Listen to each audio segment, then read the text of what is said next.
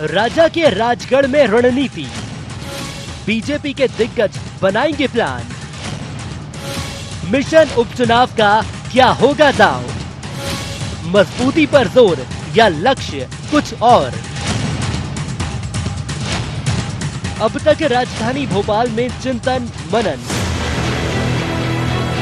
और मंथन करने वाली भारतीय जनता पार्टी अब राजा यानी दिग्विजय के गढ़ राजगढ़ से चुनावी स्ट्रेटजी बनाने को तैयार है। बुधवार को पार्टी के 55 पदाधिकारी बैठक में शामिल होने राजगढ़ पहुंचेंगे और संगठनात्मक कार्यक्रमों को जमीनी स्तर पर लागू करने की रणनीति बनाएंगे। एक दिवसीय इस बैठक में जिन बड़े चेहरों के शामिल होने की चर्चा है, उनमें प्रदेश प्रभारी मुरलीधर राव, प्रदेश अध्यक्ष बीडी शर्मा, संगठन महामंत्री सुहास भगत, सह संगठन मंत्री हितानंद शर्मा, प्रदेश महामंत्री भगवान दास सबनानी और कविता पाटीदार का नाम शामिल है। ये वो चेहरे हैं जो प्रदेश बीजेपी में न सिर्फ दिशा और दशा तय करते हैं, बल्कि जीत की पटकथा भी तैयार करते हैं। बैठक की रणनीति पर सबकी भले ही नजर हो, लेकिन सबसे ज्यादा चर्चा है तो दिग्विजय सिंह के गढ़ की। माना जा रहा है कि यहाँ से बीजेपी कोई बड़ा संदेश दे सकती है। हालांकि बीजेपी खुद इससे इत्तेफाक नहीं रखती। मध्य प्रदेश के सभी प्रदेश के पदाधिकारी और मोर्चा अध्यक्षों की एक दिवसीय बैठक राजगढ़ में आयोजित की गई है, जिसमें प्रदेश के प्रभारी माननीय मुरलीधर राव जी, प्रदेश अध्यक्ष माननीय विष्णुदत्त शर्मा जी, आदरणीय सुहास जी, आदरणीय हितानंद जी सहित सारे पदाधिकारी उपस्थित रहने वाले। माननीय मुख्यमंत्री जी भी भोपाल से बाहर करनी है तो राजगढ़ कर दी, वो तो घेरे गिरा है, उनको कांग्रेस ने घेर लिया पूरी तरीके से। वैसे तो यह पहला मौका है जब राजगढ़ में बीजेपी की प्रदेश स्तरीय बैठक होने जा रही है। इसमें बनने वाली रणनीति भविष्य में कांग्रेस और विपक्ष पर कितना असर करेगी, यह तो वक्त ही बताएगा। लेकिन अभी कांग्रेस इसको बेअसर बता रही है। जब खुद की जमीन खिसकने लगे तो आदमी दूसरे घरों में जमीन तलाशता है। दिग्विजय सिंह जी बहुत मजबूत नेता हैं और जन जन से जुड़े हुए हैं। कांग्रेस पार्टी ने अखिल भारतीय स्तर पर धरने प्रदर्शन, उनकी मुहिम और उसके प्लान बनाने की बात कही है। मैं समझता हूँ हो सकता है इसलिए भी बीजेपी डर गई हो। ये घुस तो जाएंगे उनके किले में, चाहे वो राजगढ़ हो या छिंदवाड़ा, लेकिन निकल नहीं पाएगी बीजेपी वहां से। गौर हो, बीजेपी दमोह उपचुनाव के बाद से न सिर्फ एक्टिव है, बल्कि अपनी गलती को पहचान आगे के लिए मजबूती से कार्यकर्ताओं को तैयार करने में जुटी है। हालांकि दिग्विजय सिंह के क्षेत्र में होने जा रही इस बैठक को लेकर ये माना गया कि बीजेपी राजा के गढ़ राजगढ़ से एक संदेश देगी और वह संदेश कहां तक जाएगा, इसका फैसला भविष्य में ही तय होगा। Bureau report IND 24।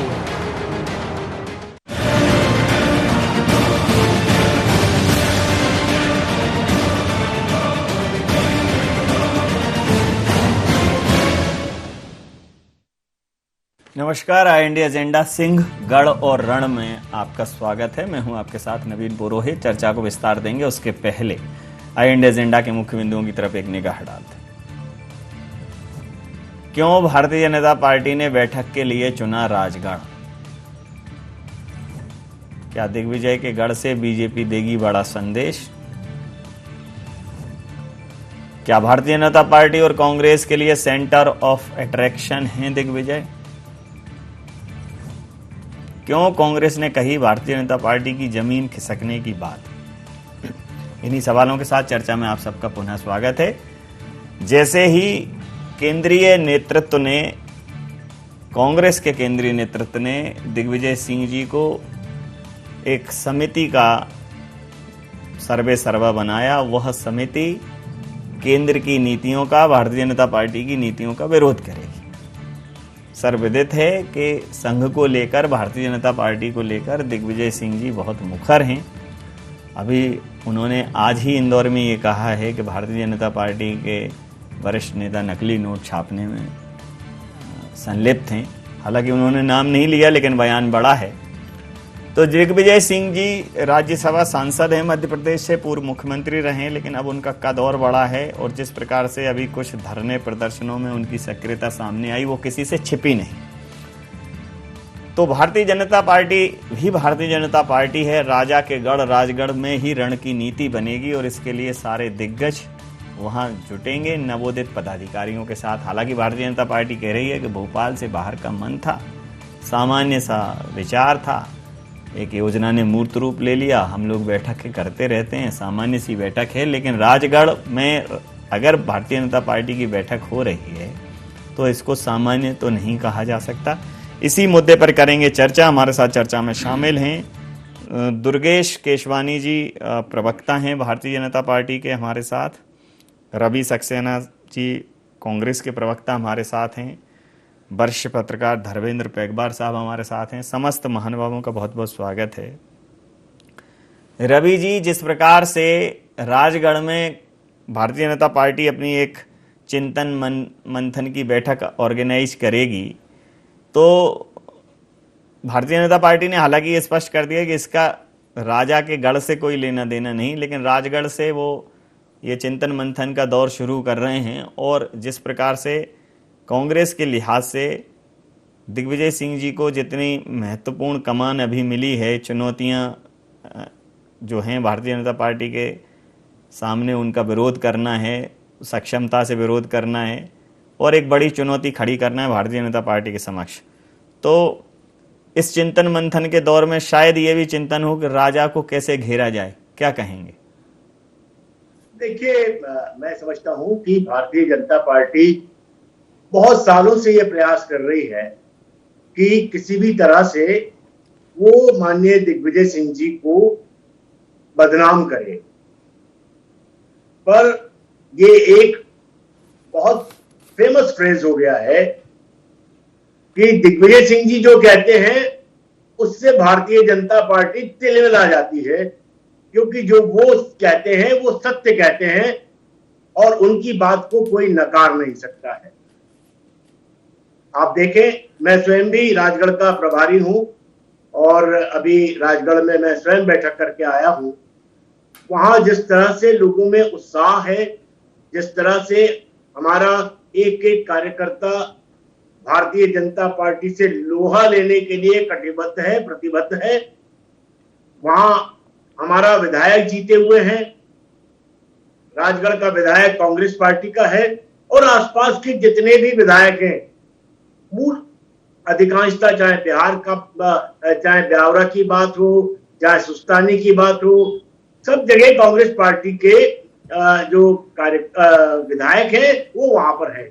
तो हम वहां पर बड़ी मजबूत स्थिति में है और भारतीय जनता पार्टी का वहां कोई नाम लेवा भी नहीं है जी। अब वो चाहते हैं कि कैसे भी करके माननीय दिग्विजय सिंह जी को वो डेंट करें और भारतीय जनता पार्टी का ये प्रयास कभी भी सफल होने वाला नहीं है जी। मुद्दई लाख बुरा चाहे तो क्या होता है वही जो मंजूर खुदा होता है जी। लोकतंत्र में तो थोड़ा जनता ही खुदा है। बस यही मेरा कहना है कि वहां की जनता ये अहद कर चुकी है कि वहां का, लेकिन अभी वर्तमान का दौर ऐसा है रवि जी के भारतीय जनता पार्टी का जो इस टाइम पे एटीट्यूड है वो कुछ इस तरह है कि खुदा की खुदाई एक तरफ और भाजपा ही एक तरफ, मतलब नहीं। पर भारतीय जनता पार्टी के साथ एक प्रॉब्लम ये भी है जी कि जनता उनको जब नकार देती है, धकेल देती है, सत्ता से बाहर कर देती है। समझ लेता हूँ दुर्गेश जी से, समझ लेता। एक सेकंड मेरी बात पूरी कर लेते हैं जी। तो भारतीय जनता पार्टी धन बल से, बाहुबल से विधायकों को खरीद के अपनी सरकारें बनाने लग जाती है। चाहे आप गोवा का मामला देख लें, चाहे मध्य प्रदेश का मामला देख लें, चाहे कर्नाटक का मामला देख लें, चाहे मणिपुर का मामला देख लें, चाहे त्रिपुरा का मामला देख लें, जहां जहां भारतीय जनता पार्टी को धकेल दिया जाता है, जनता के द्वारा नकार दिया जाता है, ये वहां जाके धन बल से सरकारें बनाने में लग पड़ते हैं। अंततः तो जनता के पास ही जाता है, अंततः तो जनता के पास ही जाता है निर्णय होने के लिए, फाइनल मुहर तो वहीं लगती है। फिर भी आपकी बात को पूरी तवज्जो है। तो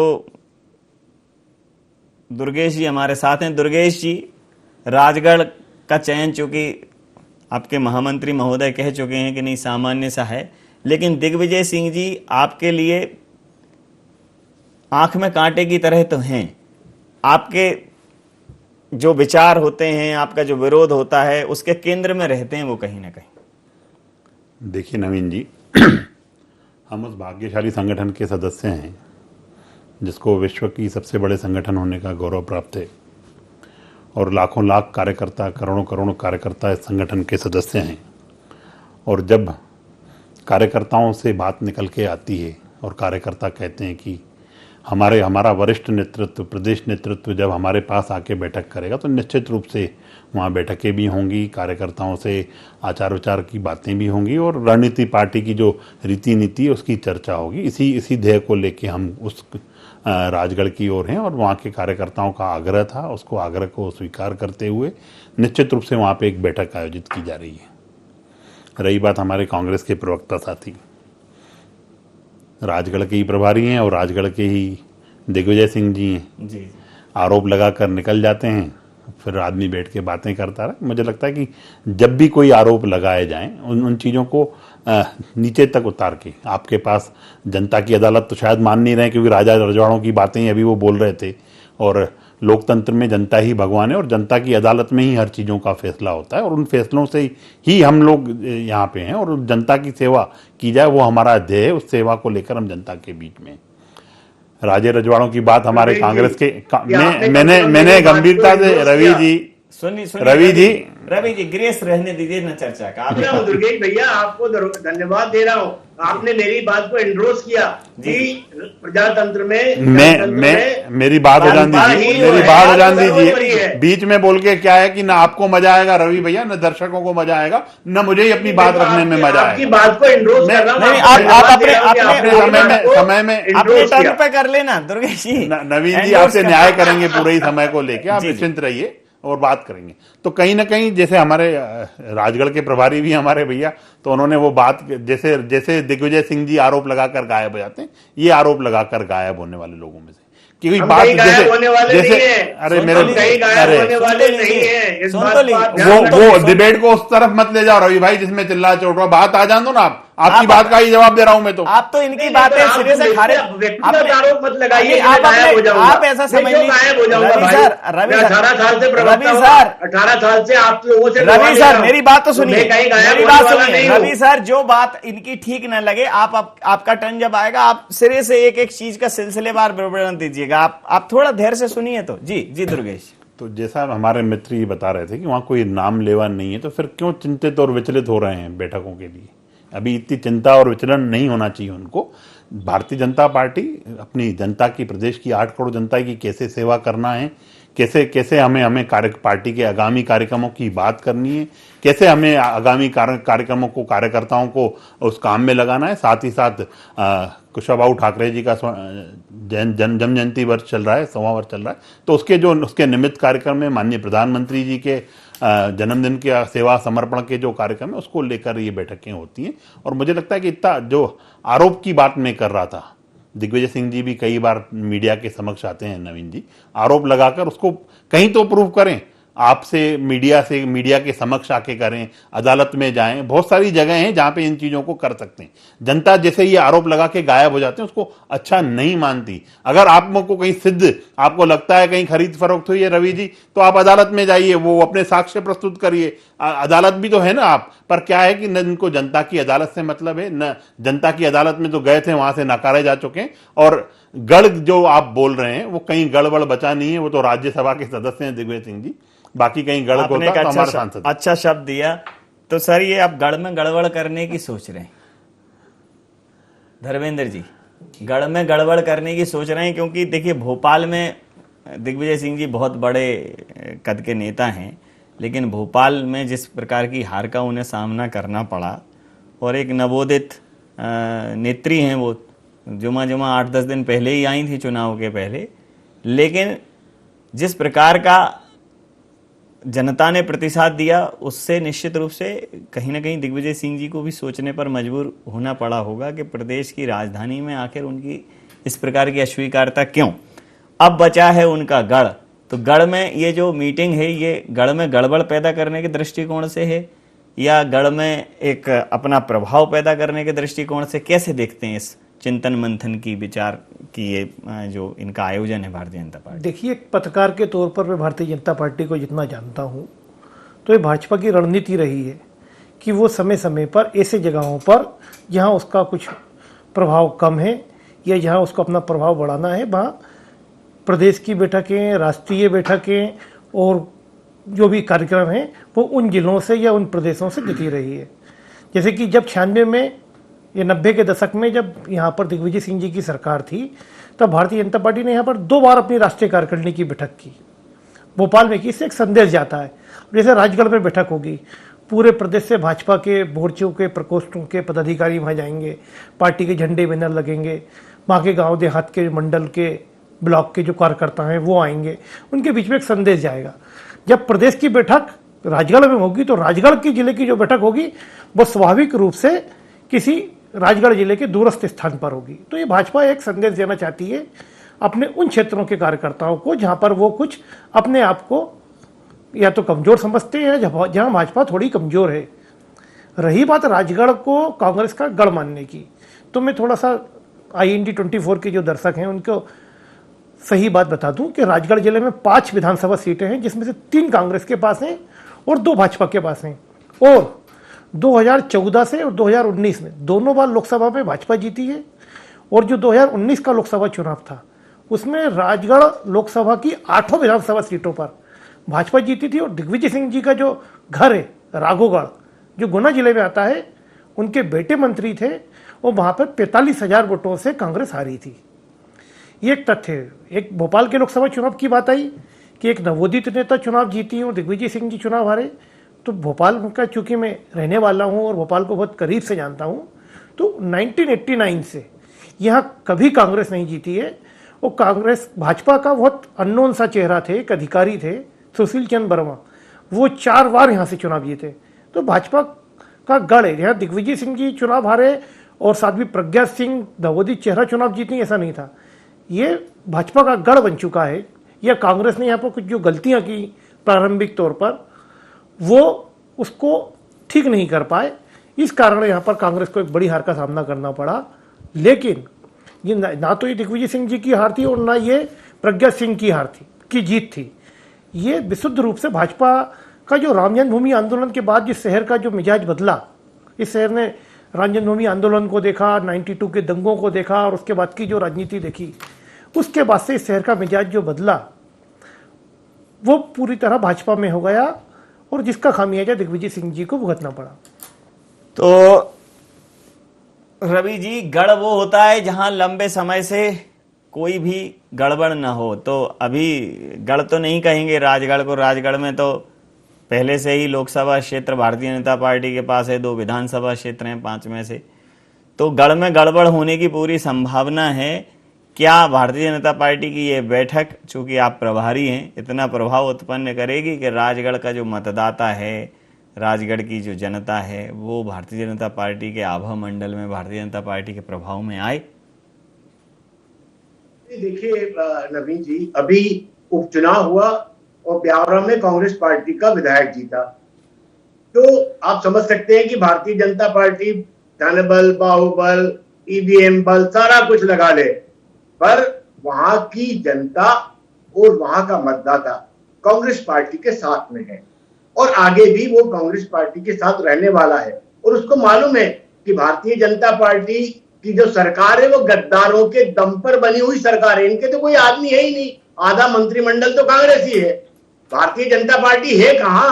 भारतीय जनता पार्टी का कार्यकर्ता, उसका नेता तो आज हाशिए पे धकेल दिया गया है। वो तो दरिया उठा रहा है बेचारा। जिंदगी भर जिसने काम किया वो तो अब घर बैठ गया। और जो कांग्रेस के लोग आए थे, ये कांग्रेस मुक्त भारत की बात करते करते, मध्य प्रदेश की बात करते करते अब कांग्रेस युक्त भाजपा हो गई है। भाजपा तो खत्म हो चुकी है, भाजपा कुछ है नहीं। भाजपा में जो कुछ भी है आज की डेट में वो कांग्रेस पार्टी से आयातित नेता है या कार्यकर्ता है। ये दुर्गेश जी बैठे हैं, मैं इनसे कहना चाहता हूं, इनकी प्रवक्ताओं की टीम में उठा के देख लीजिए, कितने लोग कांग्रेस पार्टी से गए जो कल तक कांग्रेस में बैठ के इनको गालियां बकते थे, इनके बारे में अनर्गल प्रलाप करते थे, इनके बारे में क्या क्या नहीं कहा करते थे, इनके नेताओं को किस तरह से मुंह भर भर के गालियां देते थे, उनको आज इन्होंने सर पर बिठा लिया।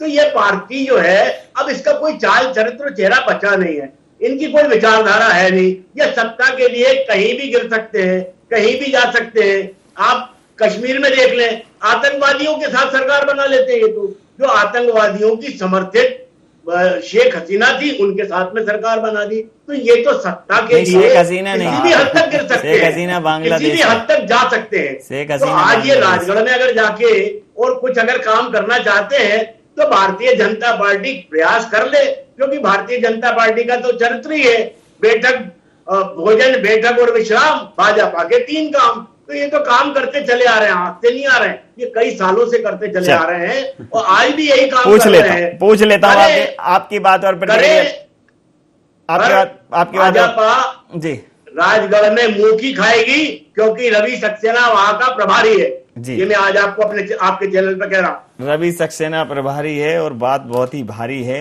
जीत की तैयारी है और भारतीय जनता पार्टी को शिकस्त करा रही है, ये रवि जी कह रहे हैं। लेकिन आप क्या कह रहे हैं कि चाल चरित्र चेहरा उन्होंने कहा कुछ बचा नहीं है आपके पास? अब रवि भाई अपने मुंह मियां मिट्ठू बनने की बातें कर रहे हैं। ठीक है। रही बात, आपने देखा नवीन जी, ये कुछ बातें तो गिना नहीं पाए, ये इधर उधर की सब बातें करते रहे। कहाँ शेख हसीना तक पहुंच गए, जो राजगढ़ नहीं पहुंच पा रहे हैं, और वो शेख हसीना की सिर्फ बातें कर रहे हैं। तो अपने शेख चिल्ली इन्हीं की ही पास ही सब चीजें जो अरे मैंने गंभीरता से आपके मैंने हर बात को गंभीरता से सुना रवि भाई। अब गंभीरता आप भी बरतो उन चीजों में, उन चीजों में गंभीरता बरतो। अब आप रही बात आपकी जो दिग्विजय सिंह जी के गढ़ की बात आप कर रहे हैं, जो ये गद्दारों की, जब जनता के पास आप गए नवीन जी, जब जनता की सुन लीजिए रवि जी सुन तो लीजिए जी। देखिए, जब जनता की अदालत में गए और जनता ने इनको बुरी तरह से उन उपचुनावों में नकार दिया, अब इनको उस फोबिया से बाहर निकलकर अपने संगठन की बात दिया भाई, कहाँ हरा दिया? उपचुनाव में जो आपने उपचुनाव में जो करारी शिकस्त पाई थी आपने 28 गद्दारों के साथ आपने खरीद फरोख्त की। अरे आप प्रूफ करो, अगर आपको लगता है रवि भैया, अगर आपको लगता है आप प्रूफ करो, आप क्यों नहीं प्रूफ कर पाते हो? सिर्फ आप लोगों को आदरणीय नवीन भाई आपको मौका दे देते हैं चैनलों पे बैठ के आरोप लगाने का, तो आप आरोप लगा लेते हैं। बाकी कांग्रेस है का? कांग्रेस है का?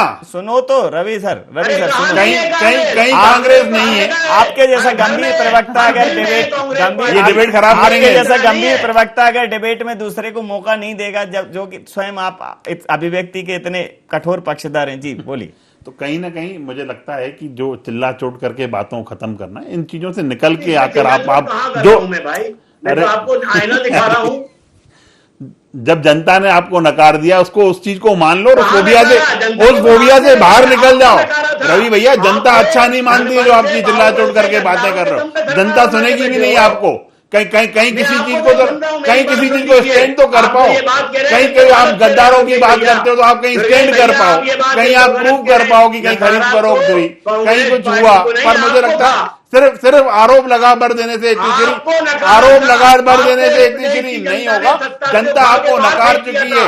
15 महीने में आपने मध्य प्रदेश को 15 साल पीछे गर्त में धकेल दिया। न किसानों के लिए किया, न युवाओं के लिए किया, न महिलाओं के लिए किया। सिर्फ आरोप लगा भर देने से इतनी श्री नहीं होती। यही इसी वजह से 440 पे 40 हो गए। अब नामो निशान नहीं मिलेगा आपको इन चीजों का। आप ढूंढते रह जाओगे अपनी पार्टी को कि किसी कोई पार्टी की। क्यों जनता के हित की तो बात करो।